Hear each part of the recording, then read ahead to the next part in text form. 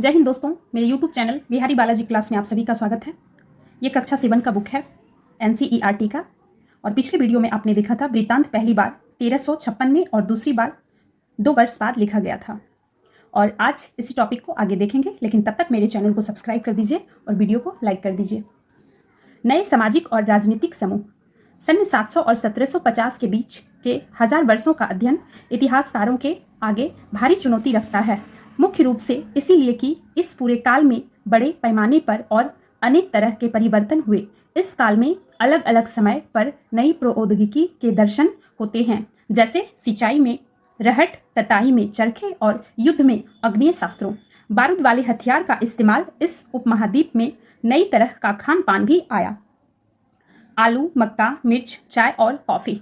ध्यान रहे कि ये तमाम परिवर्तन, नई प्रौद्योगिकियां और फसलें उन लोगों के साथ आई जो नए विचार भी लेकर आए थे।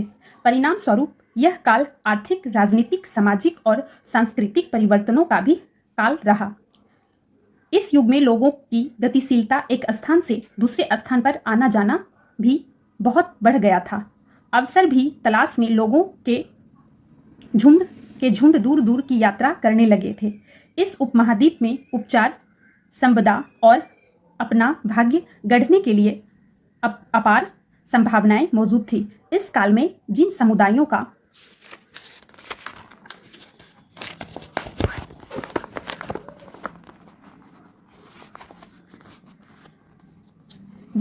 का महत्व बढ़ा, उनमें से एक समुदाय था राजपूत, जिसका नाम राजपुत्र अर्थात राजा का पुत्र से निकला है।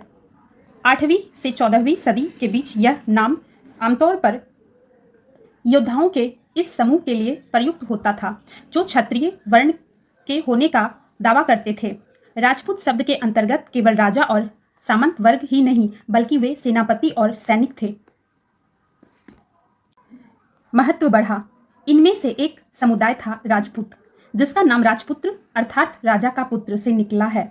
8वीं से 14वीं सदी के बीच यह नाम आमतौर पर योद्धाओं के उस समूह के लिए प्रयुक्त होता है जो क्षत्रिय वर्ण के होने का दावा करते थे। राजपूत शब्द के अंतर्गत केवल राजा और सामंत वर्ग ही नहीं, बल्कि वे सेनापति और सैनिक भी आते थे, जो पूरे उपमहाद्वीप में अलग अलग शासकों की सेनाओं में सेवारत थे। कवि और चारण राजपूतों इस युग में राजनीतिक दृष्टि से महत्व हासिल करने की अवसर का लाभ मराठा, सिख, जाट, अहोम और कायस्थ, मुख्यतः लिपिकों और मुंशियों का कार्य करने वाली जाति आदि समूहों ने भी उठाया।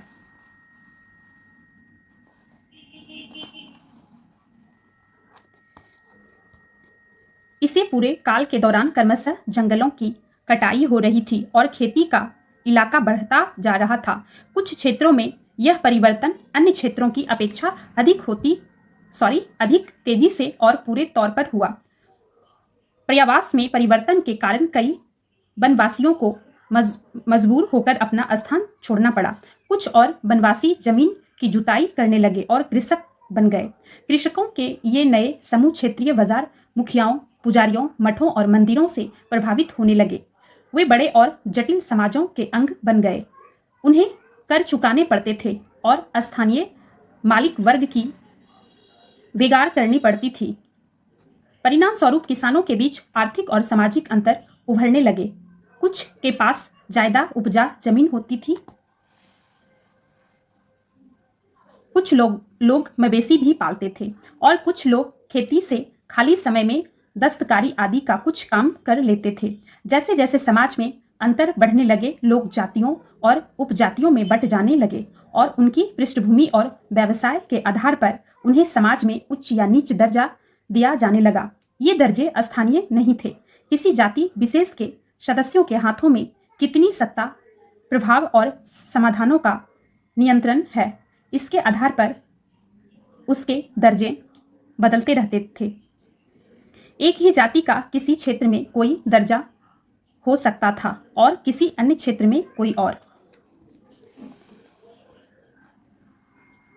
अपने सदस्यों के व्यवहार का नियंत्रण करने के लिए जातियां स्वयं अपने अपने नियम बनाती थी। इन नियमों का पालन जाति के बड़े बुजुर्गों की एक सभा करवाती थी, जिसे कुछ इलाकों में जाति पंचायत कहा जाता था, लेकिन जातियों को अपने निवास के गांव के रिवाजों का पालन भी करना पड़ता था।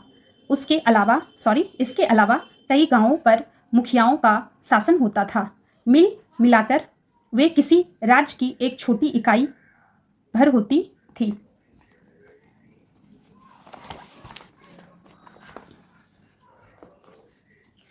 क्षेत्र और साम्राज्य।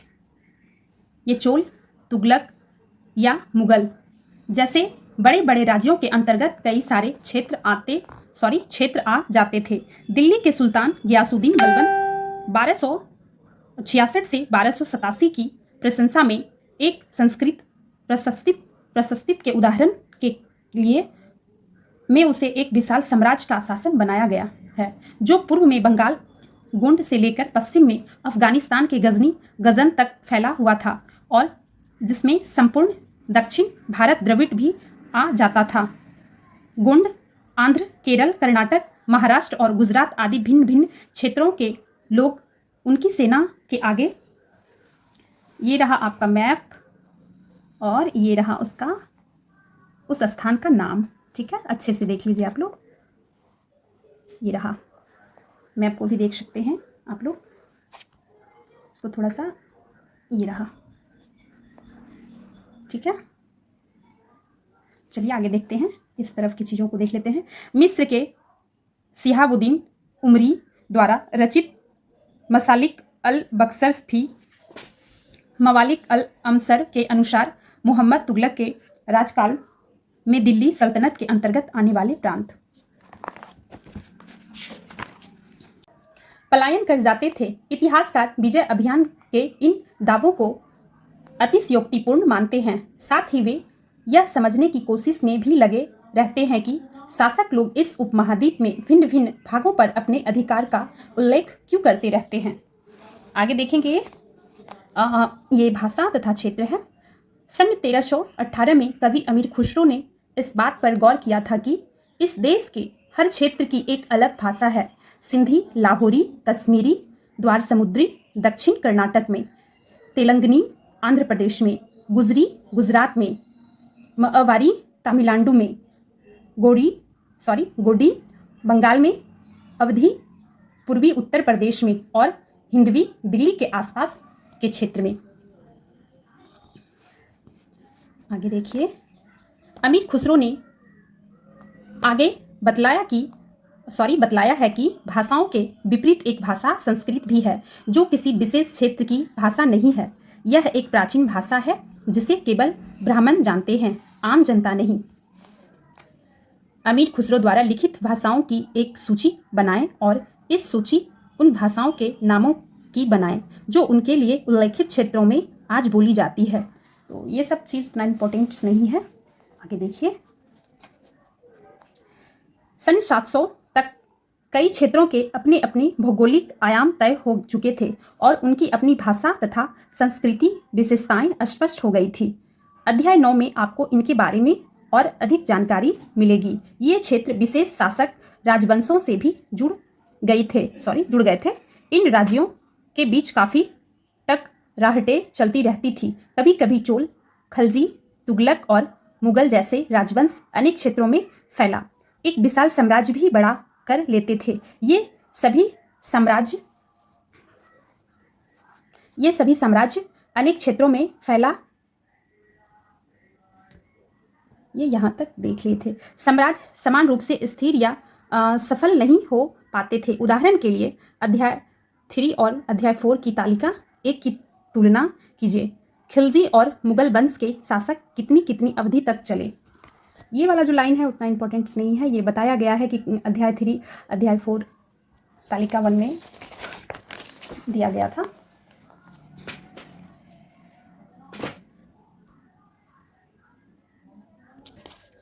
अठारहवीं सदी में मुगल वंश पतन के ढलान पर था। फलस्वरूप क्षेत्रीय राज्य फिर से उभरने लगे। ये अध्याय 6, लेकिन वर्षों से जो सर्व क्षेत्रीय साम्राज्यों का शासन चल रहा था उससे क्षेत्रियों की प्रकृति बदल गई थी। उन पर कई छोटे बड़े राज्यों का शासन चलता रहा था और उन राज्यों की बहुत सी बातें इस उपमहाद्वीप के अधिकतर भाग पर फैले इन क्षेत्रों को विरासत में मिली थी।